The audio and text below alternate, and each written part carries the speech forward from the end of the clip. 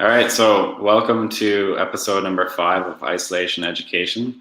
Today we're going to be talking about selling an idea and how exactly you do that in the marketing business. I think it was Terry O'Reilly who said marketing is a double-sided coin, and one side is coming up with the idea, and then the other side is being able to actually sell that idea. So I'm excited to be joined by Rob Fairhead. Welcome, Rob. Thanks, Josh. So Rob, can you give us a bit of your background and what you do at ZGM? Yeah, absolutely. I even prepared a slide for this, and so I'll get off my intro slide. Although I have to point out, June 2020. How is it June already? Yeah. Doesn't make any sense. But this is me. At ZGM, I'm the chief strategy officer, which really means I get involved with a lot of our larger clients and mostly on campaign-based work. So work with the account team, the media team, and the strategy team and the creative teams. Hey, bud, got my kid behind me here. To help create the roadmap to get to the idea, and certainly am involved in those early presentations where we're selling the idea as well.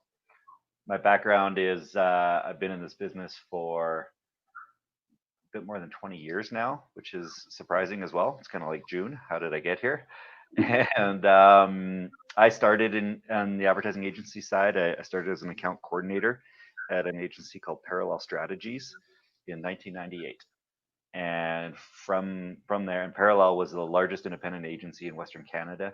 It was based in Calgary, but it had offices in Vancouver and Canmore and North Bay, Ontario as well. And it was about 200 people when I worked there, and worked on some really great clients. Probably the most notable one that I worked on for a long time was Tourism Yukon. Oh wow, that's cool. Marketed the territory to the world. But yeah, really cool. That's kind of one of the fascinating things about this industry is you get to know so much about businesses and industries that you never thought you would know anything about. You just kind of get exposed to it, and it's your job to go in and learn a little bit more about it. And so yeah, I worked at Parallel for 5 years, and then thought the grass was greener on the client side of the business, so went and worked for the client side for a couple of years, and then got the call from the current chairman of ZGM at the time. It was called Zero Gravity Marketing. Saying, hey, would you like to come over and help me run this small agency? And it was 6 people at the time, and we've been fortunate in terms of how we've grown and been able to grow both first in Calgary and now in Edmonton. And yeah, I think we're about 78 people across 2 offices. Yeah, that's crazy. What was that experience like working with only 6 people? Like, what kind of clients would you be taking on?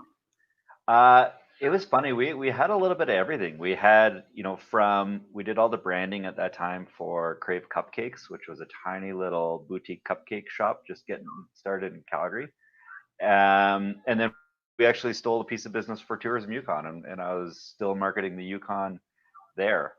And yeah, we were pretty scrappy though. You're wearing 100 different hats at all times. There was times when I shared an office with the creative director, and yeah, kind of considered myself like his go-to copywriter at that time, even though my background is on the account side.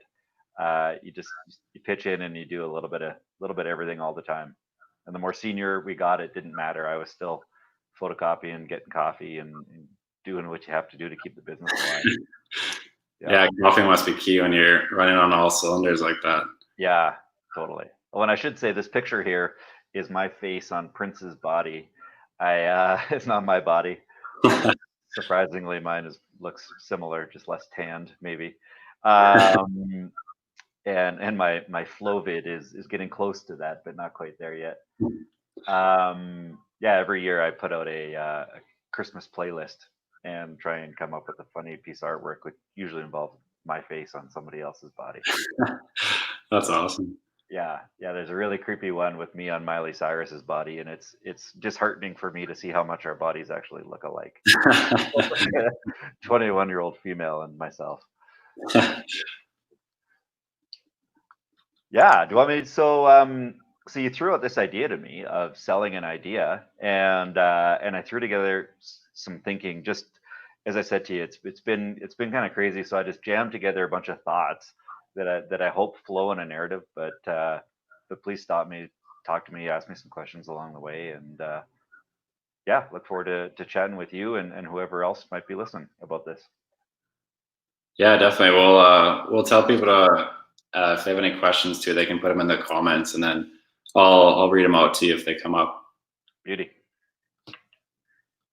All right. Well, I've got some slides here and some inspirational things, hopefully on said slides.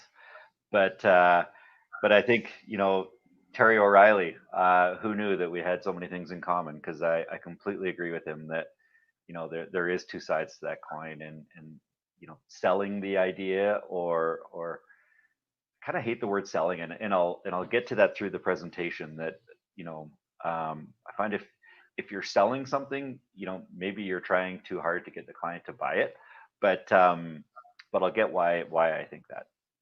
But at the end of the day, we are in the idea business. It's what I love about this business. Uh, but unless clients are willing to pay for it and get behind it and trust you enough to get behind it, it really is worthless. And sadly, in a 20 plus year career, I've seen a lot of great ideas that have never seen the light of day. This walking bicycle was not one of my ideas. That'd be a tough one. What's that? So that'd be a tough one to sell. Yeah, that's just a bad idea. Yeah. And then it's funny. I actually never finished watching Mad Men, but I think there's this feeling that the ideas, and I've watched enough episodes of Mad Men to know that they solved the idea about a minute before the big presentation. They scramble to put the boards together. They bring out the easels, and then Don Draper gets up in the room and shares his wisdom with the client.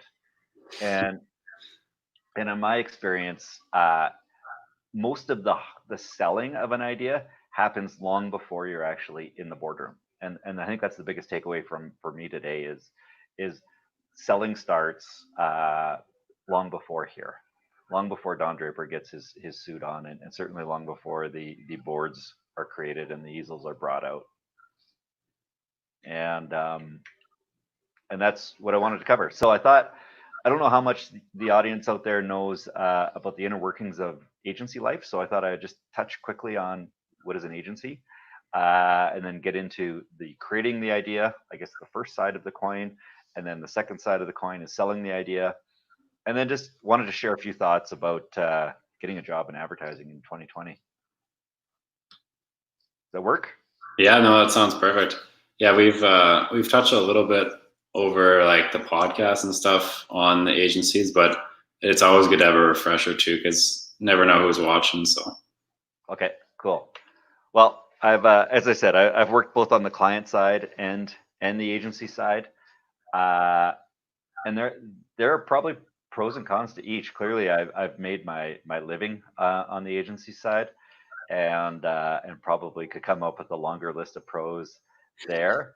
But in terms of the client side, a few of the pros that I would say are deep knowledge and understanding of a brand. You can really build your knowledge base to the point where you just don't have the time on the agency side to get into that level of depth on a brand. I think client side too, if there's the passion for what you're working on, you clearly better be passionate about what you're marketing and what you're advertising, and going out and having the ability to find that brand or that product or that service that you're passionate about. Some of the challenges on client side that I found were, one was I I chose to, and this is just my own personal experience, I chose to work with two professional services companies. One was a law firm and one was a an accounting firm, and they're both really good experiences. Both were national in scope. Both we did a rebrand while I was there, which is pretty exciting. But marketing was seen as an expense, and so there's this really tough kind of justification of your existence on a daily basis, because it felt like you were kind of reaching into the partners' pockets and spending their money. and that can be challenging. That can get tiring. In terms of the agency side, I think, pros are just the exposure to, as I said earlier, to so many different ideas and so many industries. You really, get a really broad understanding of how business works on the agency side. The people, it's a fairly young industry. I'm certainly one of the dinosaurs now, but I think being surrounded by super smart people, all motivated to do the right thing for clients, is clearly the best thing about it. And those people certainly become friends and spend a lot of time both within and outside of the agency. And I think some of the challenges, the pay base on agency side, I think it takes a little longer to get to that scale of pay. It's there and you'll get there, but it can take a little bit longer. And it's a deadline driven industry, and I think some people strive to work with deadlines, work with a large workload, and sometimes minimal direction, and some people don't. And it just, I think, knowing what you're good at and how you work best. So that's client side and agency side. Happy to chat more about it if anyone has any questions there. In terms of the agency structure, I just thought about, what are the big buckets for us as a full service agency. And the big buckets are account service, which is my background, the storytelling team, which is, I'm sure if you listen to Scott Steele's chat or webcast, he talked about the storytelling team. That would be called the creative team in most other agencies. That's so copywriters, art directors, designers, design studio would all live in the storytelling team. Our audience engagement team, once again, in some other agencies, this would be called the media team. But these days, there's just so many other ways to engage audiences now that media, and especially paid media, is certainly one of a number of arrows in our quiver that we can go out and talk to people with. So we lump the media team along with the content team into audience engagement.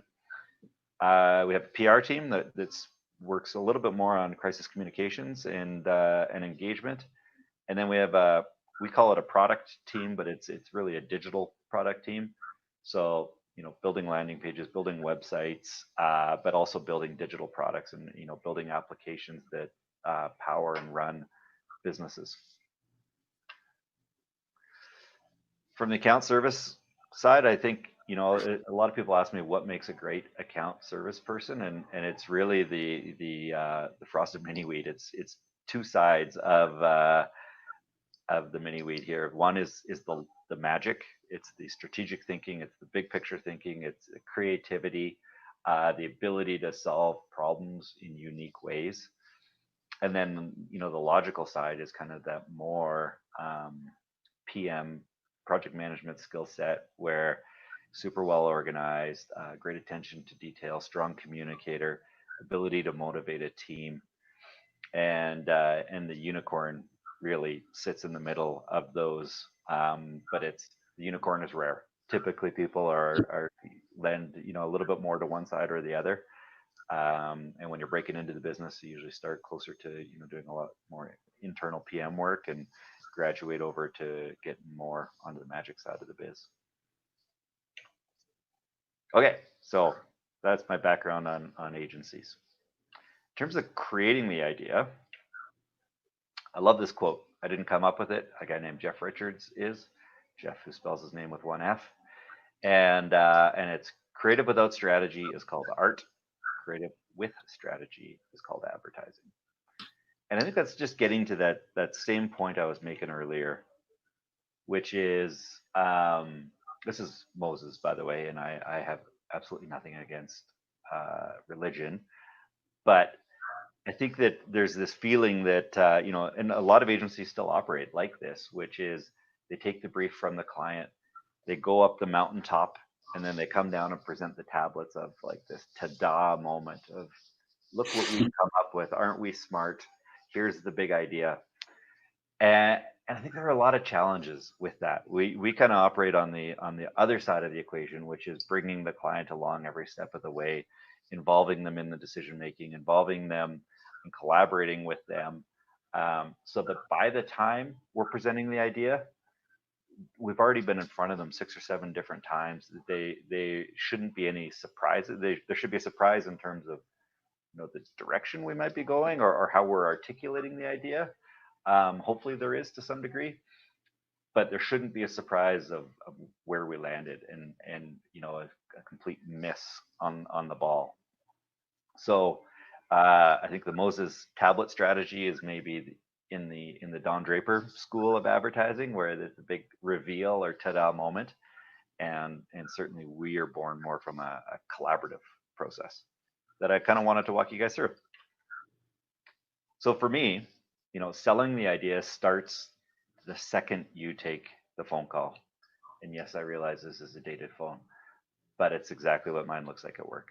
And so, my business on the account service side is you're on the business side of the business, and often you're on the receiving end of that first phone call from a client, and the client will phone and ask for something. Typically, they've already tried to solve the problem when they phone. So, hey, Rob, we need a radio campaign, or I need a paid media campaign in market next week because our sales on X are down. And I think a good account person, this is getting more to that magic side, a good account person rarely takes that brief and just runs with it, and runs to the creative team and media team and says, hey, we need a radio campaign.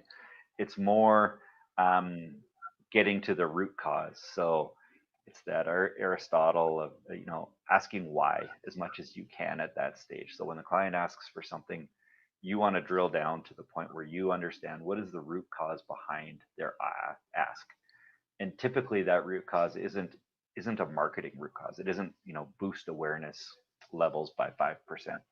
It's getting more to the fundamentals of what is their business challenge, and that's where you want to get to. And I think by asking the right questions, and by showing your understanding of the client's business and industry at this point when you're taking the phone call, you're already selling. You're already starting to shape the outcome at this stage.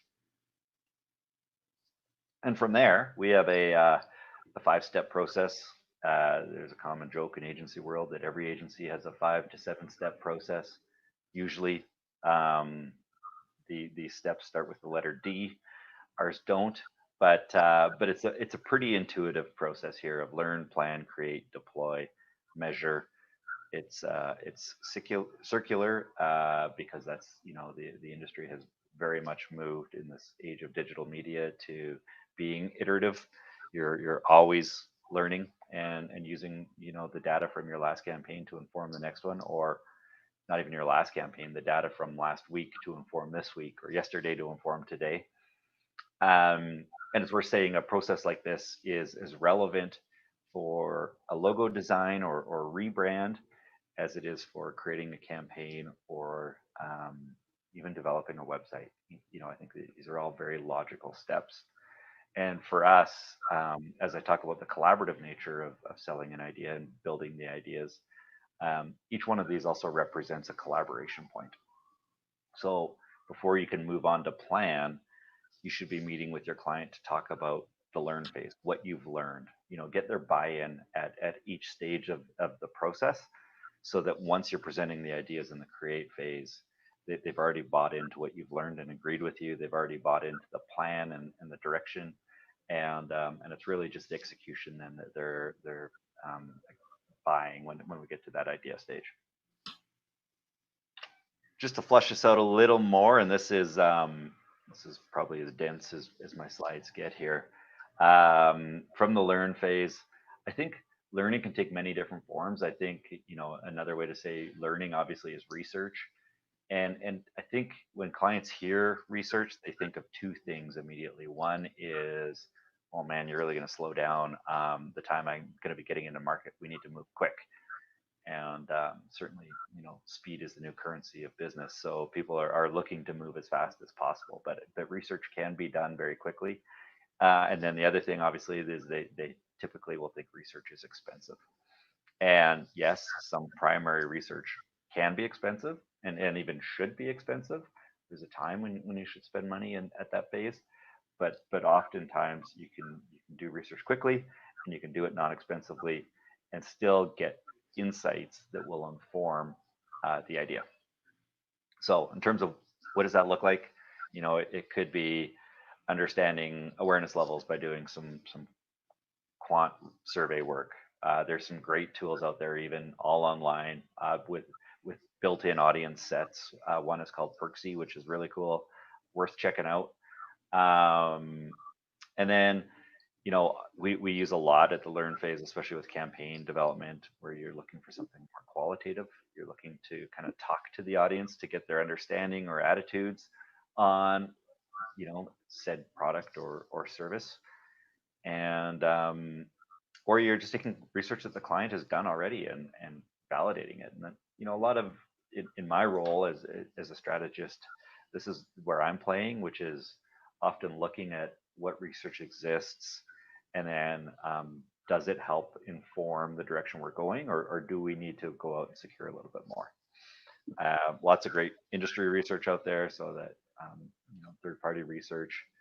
And then as an agency, we pay into a number of different research sources, a lot of them based around media habits.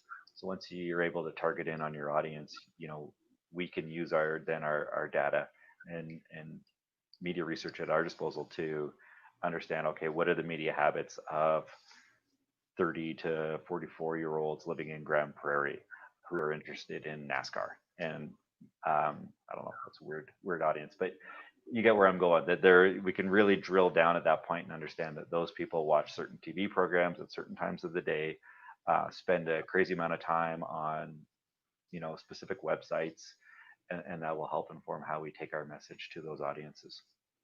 And then the collaboration point, as I said, it happens at the end of that learn phase. You're going back to the client and letting them know everything that you've learned. At the plan phase, if we're thinking of an advertising campaign, we've developed what we call a strategic roadmap. And this is where we're going back to the client and we're getting them to buy into the map. So together through the learn phase and through the briefing, we've probably already mutually agreed where the destination is. Not always, but usually we want to end up over here, whatever that business outcome might be.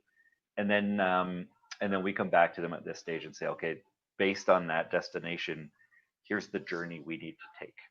And often during the strategic roadmap, we're redefining the objectives, both business objectives and marketing objectives. We once again review what we've learned. We go deep into the audience, and it's less demographic at this stage and more about here's what they currently think, here's where we need to get them, and doing some analysis there, presenting back to the client where we think we need to be focusing on.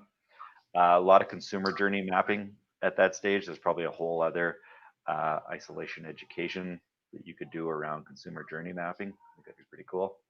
And to me, that's the planning tool that helps to define where your opportunity is for a campaign. Campaigns are never limitless.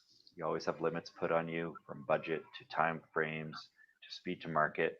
And so you need to really focus on and make a strategic direction at this point in time to say, we need to be doing X in order to get our audience to do Y.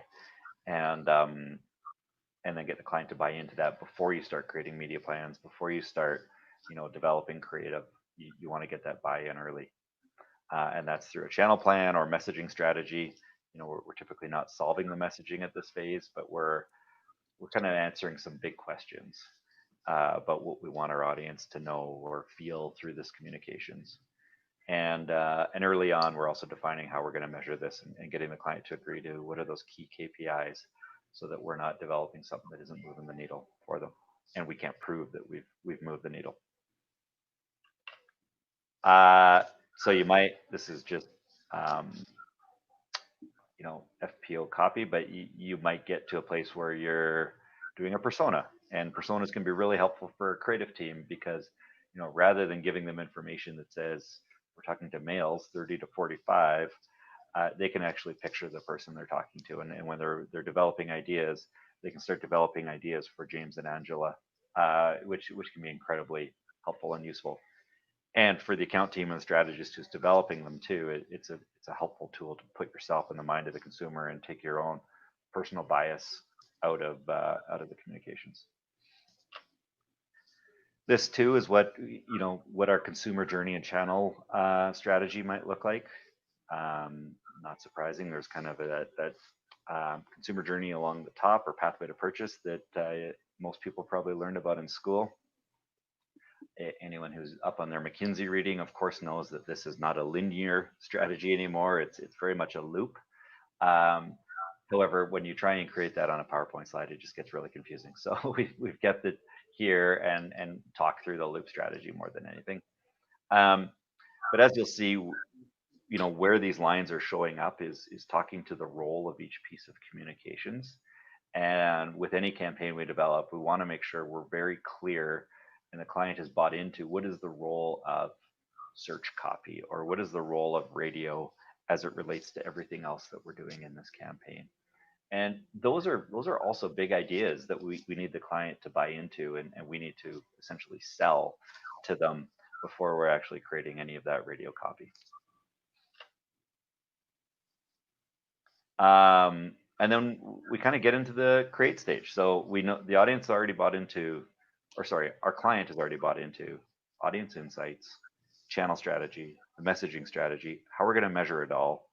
And our next phase at this point would be the creative brief. So we've done a whole bunch of work, and I know through some of my courses going way back in time, it was kind of thought that all campaigns start with a creative brief. And that's not true. We do a lot of work and a lot of thinking and a lot of planning before we get to that creative brief stage. I think of the creative brief as, my job is to nail together the right frame for the job. And then it's the storytelling and media teams. It's really up to them to create the artwork that's going to go within the frame.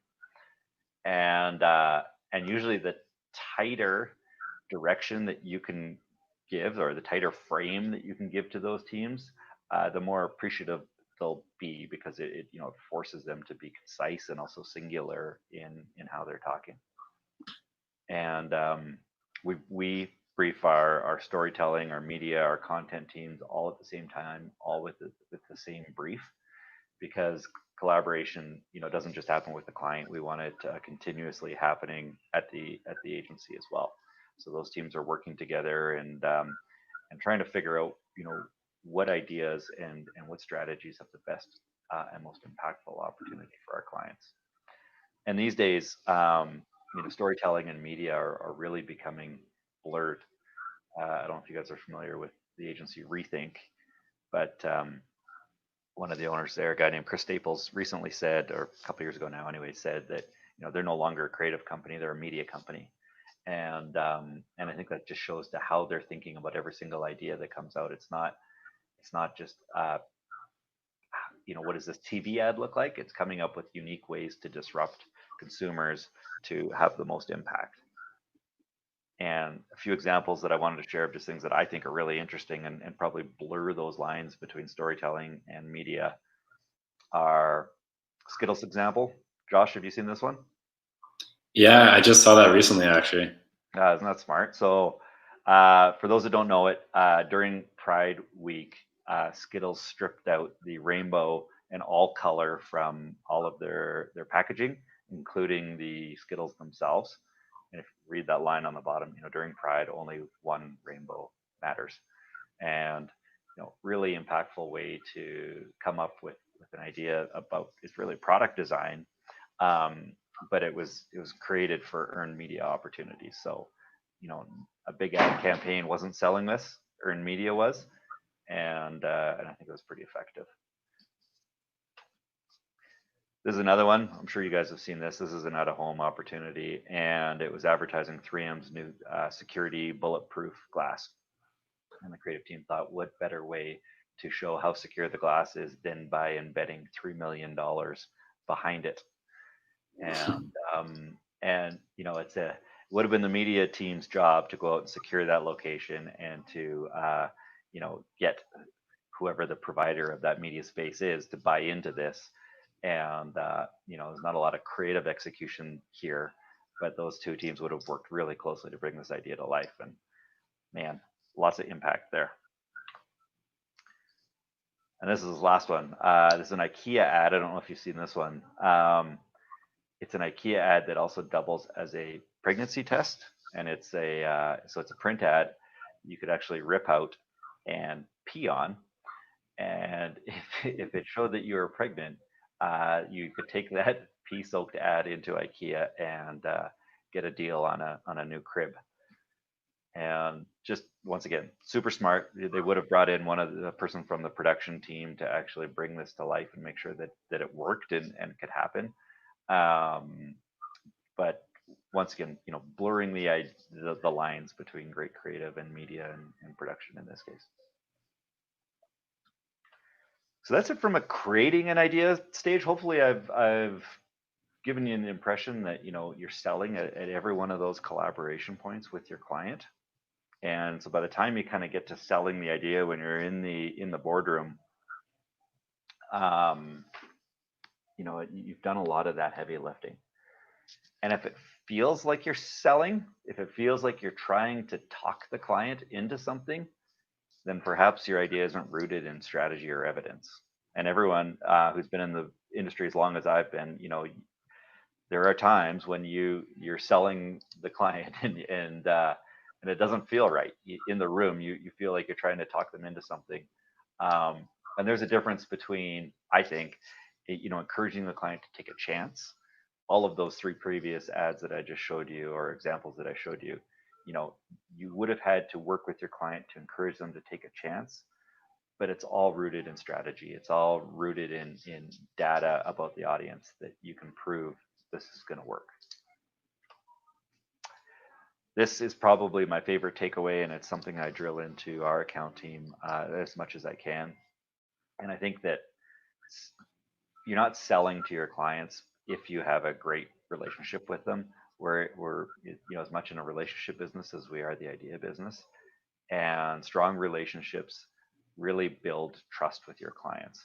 And it's only once you have that trust can you do great work and really work with your client and collaborate with them to get to the point where they say, yeah, you know what, this one makes me a little nervous, but I trust you guys. You've proven yourselves. I know you have my best interests at heart.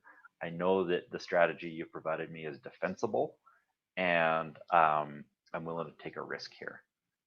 And I think once again, anyone who's been in the business for a while, if you have a shaky relationship and that trust starts to get eroded, it's really hard to put good work forward. And typically, the work starts to suffer as the relationship suffers, and then it becomes a bit of a downward spiral. This is just worth showing. Typically, when we present ideas to a client, when we're doing that Don Draper, easel board presentation, we're presenting squibs. We try not to present with final artwork. We try not to present even using stock photography if we can't help it, because there's so many subjective elements that if you present to a client and they get thrown off by a color, or they get thrown off by a stock image that, as much as you say, no, this is just to get the idea across, we're going to reshoot it and it's going to look much better. It can be hard for people to separate that current reality from what the final outcome might be. So we try and strip subjectivity as much as we can out of it. So we are just presenting, really cartoon drawings, or squibs as we call them, at the early stages to sell the idea. And once again, stripping the subjectivity out of it allows the idea hopefully to come through loud and clear. If you're wondering about this image, it was a campaign we presented not too long ago for a provincial 211 number, which is really 211 is an access point to social services in our province. And I was trying to show that 211 for a lot of people is the answer out of whatever their situation might be. This idea wasn't really right for the client, so even though we showed it to them, we actually recommended against it. We kind of undersold our work, which I suppose is a whole different presentation of how not to sell an idea. But that's also, you know what, if it's not on strategy, certainly don't put it in front of the client, or put it in front of them and talk to them why you don't think that it might be the right strategy for them at that point in time.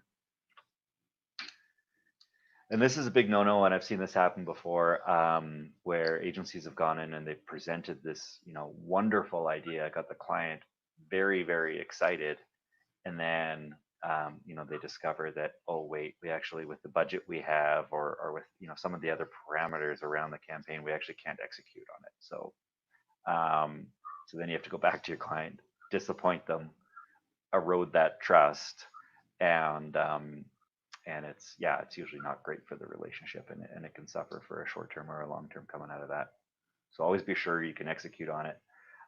Same thing with you know, if you're presenting taglines or logo or brand work, do some even quick Google searches and make sure no one's done it before you, because you know, we've seen that. Well, we've seen that with the current government of Alberta's War Room, where they presented a brand and then found out actually this was just ripped off by somebody else, and then your client ends up in the news, and that's not a good scene for anybody. So those are kind of my my overall thoughts in terms of selling an idea. Josh, I'd written down just a few thoughts in terms of breaking into advertising. I don't know if you want to stop here before we get into those, and just focus on selling an idea, or I can just keep rolling right through. Yeah, you can keep rolling through if you'd like, and then we can have questions at the end. Cool. All right. So yeah, for those of you like Josh who have just graduated, I guess first, congratulations, and then second, my condolences. It's a tough business environment for everybody right now. So whether you're just looking to break into your career, or you know, whether you're deep into it like me, it's certainly a tough time, and you know, all of the words have been said in terms of it being unprecedented, and not really sure what's next or what the future holds. But we will get through it. Business will get through it, and you know, business in Alberta and around the world will be thriving again soon. So based on my kind of discussions with students over the years, here are a few thoughts to how to break into the game. One is just volunteer, especially right now. Volunteer as much as you can. So whether it's volunteering to get experience, like you know, your local yoga studio, asking if you can do their social media for them and develop a social media strategy. Whatever work you're doing, you're building up your portfolio. And whether you're on the creative side of the business, or want to be on the account side, you know, keep a portfolio of work that you've done, even if it's school projects that show your ability to think, because ultimately people are looking to hire students that have the ability to think. Create content.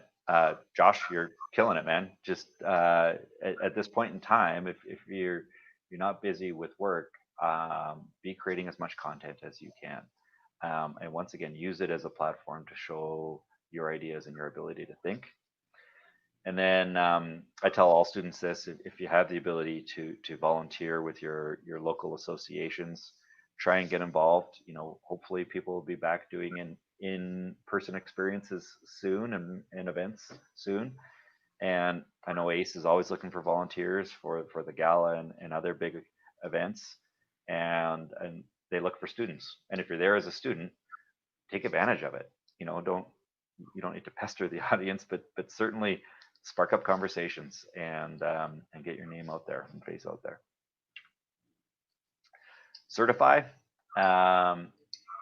You know, I think whenever we post a job for an entry level position, the people that have gone over and above just having a university degree start to differentiate themselves. And it may seem obvious, but it's you know, just pushing yourself a little bit further into the craft of what we do.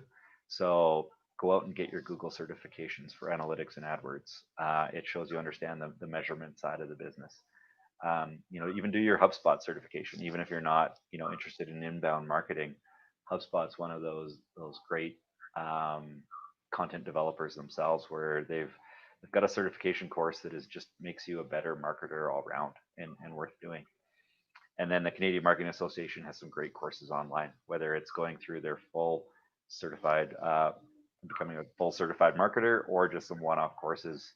These courses used to, when I was growing up in the business, used to just be offered in person, and mostly in Toronto. And I always got frustrated because being out west, we weren't getting the same level of education. But now they're all online, and anybody can be taking them. Follow your industry. Know the local players and what they're up to. So if you're not following Strategy Magazine, 100% do it. That's Canada's advertising industry publication, and they've got great content. And not only are you following it to get ideas and to stay relevant, you're following it just to see if local companies or agencies are profiled there. I often say usually there's two holy shit moments that happen when agencies are hiring, and they're hiring quickly. One is they've lost somebody or had to let somebody go, and they have a hole that they need to fill quickly, and it's like, holy shit, we now need a X. We need to go out and find that really quickly.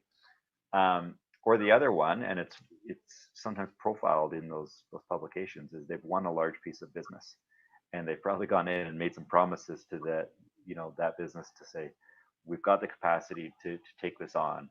And then when they find out that they've won it, they need to shift around their resources to fulfill that promise. And holy shit, they now need to actually go out and start hiring. Adweek, if you don't follow Adweek, they are a prolific content creator, and they run webinars, I think, pretty much weekly, and very much worth getting involved in. And then there's so many other places to find content on marketing, but staying relevant is key. Spiderweb your network. I know it might not feel like it, but information interviews do work. So try and get in the door. Try and take somebody for a coffee or even a virtual coffee. It can take a while to get somebody's attention. People are busy. We all get hundreds and thousands of emails every single day. But try and get that warm lead. Try and get an introduction through somebody, and most agency people will pay it forward. That's how I got in the business, was an information interview, and I think a lot of people the same way. So be patient and find the time. And then when you're done that information interview, don't just say thank you. Actually ask them if they can introduce you to 3 more people in the industry, and that's that ability to spider web. So take that one lead and turn it into 3 additional leads by getting those warm introductions. And then I think this is my last slide, is look into government grants. Maybe the government will actually pay your salary. They're actually paying most of the country's salary right now. But here's a link, and Josh, I'll share this presentation with you. You can distribute it. But it's a link of funding sources that are actually out there that can be applied to companies. So if you came to a company with a grant in hand saying, I'd love to work for you, here's what I know about you. Oh, and by the way, the government is willing to pay 3/4 of my salary based on this program. That's the kind of initiative that would certainly get my attention. Okay, so I've rambled on for quite a while. Hopefully that gives you a little peek into ZGM agency life, both creating and selling an idea, and then getting hired in advertising. Yeah, thanks for putting that together, Rob. That was awesome. No worries. Okay, I'm going to stop sharing my screen and actually hopefully have the ability to see you now. Yeah, for sure. You see me? It's thinking about it.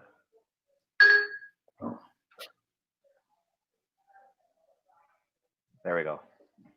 Good. Okay. Yeah. I had a few questions.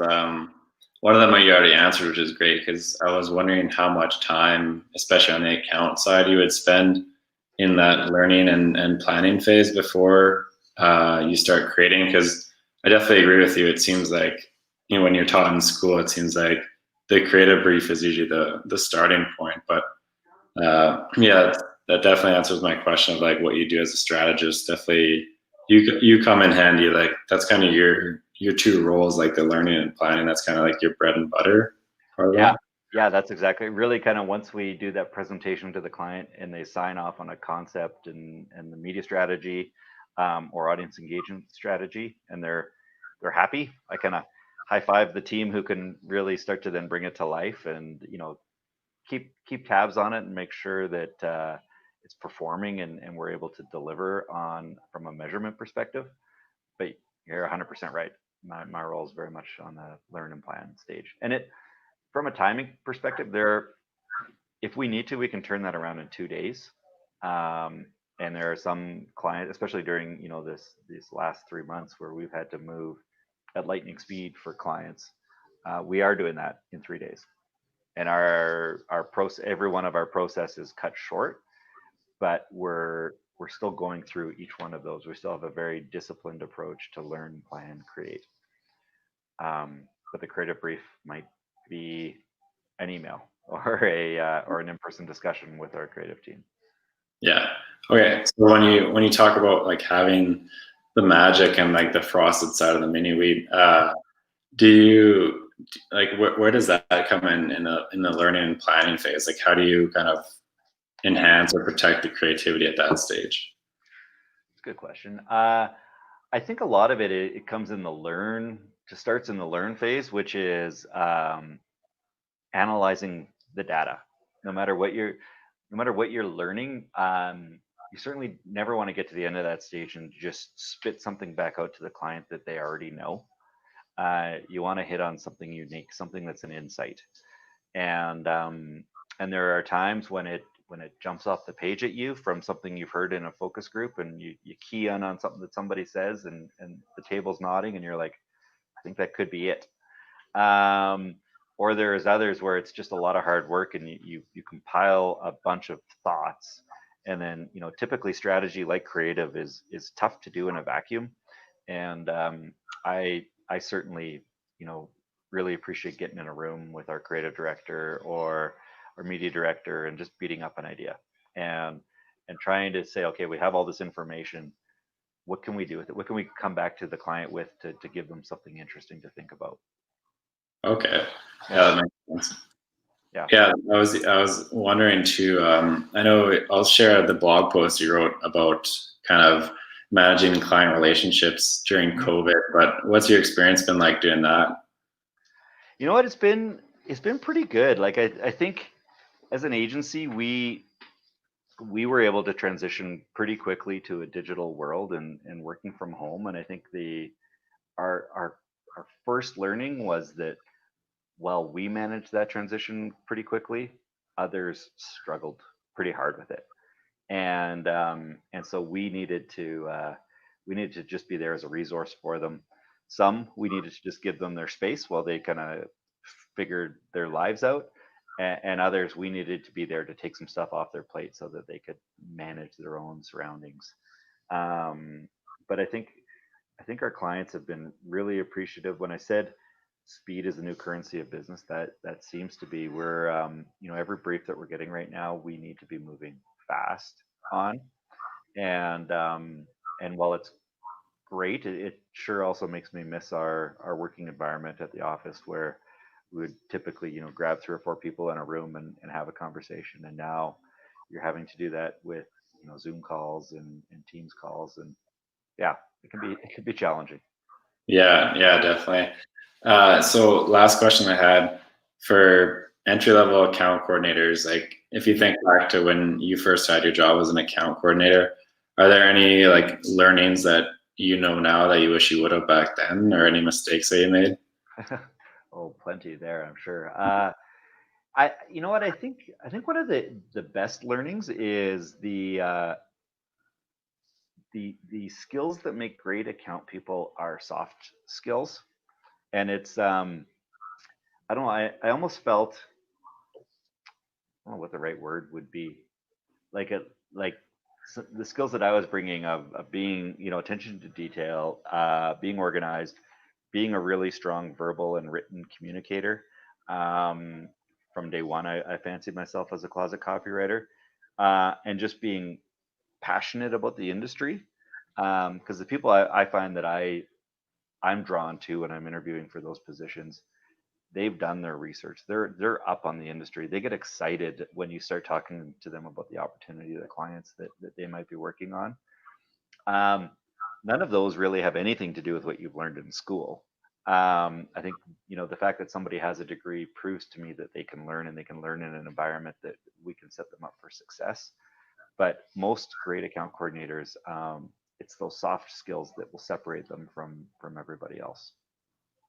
And in terms of mistakes I've made, I think just being hungry, being a self-starter. Agencies can be bad for setting people up for success, only because everyone is running so fast, it seems, all the time, that sometimes people in entry-level positions are left with having to be that self-starter, with having to motivate themselves and find out how to add value wherever they can. And people who are great in that area, I think, really excel and see movement quickly through their career. Awesome. Yeah. Yeah. Thanks again, Rob. I'll end the broadcast here, but if you stay on after, and I'll say thanks and my goodbyes officially. Okay.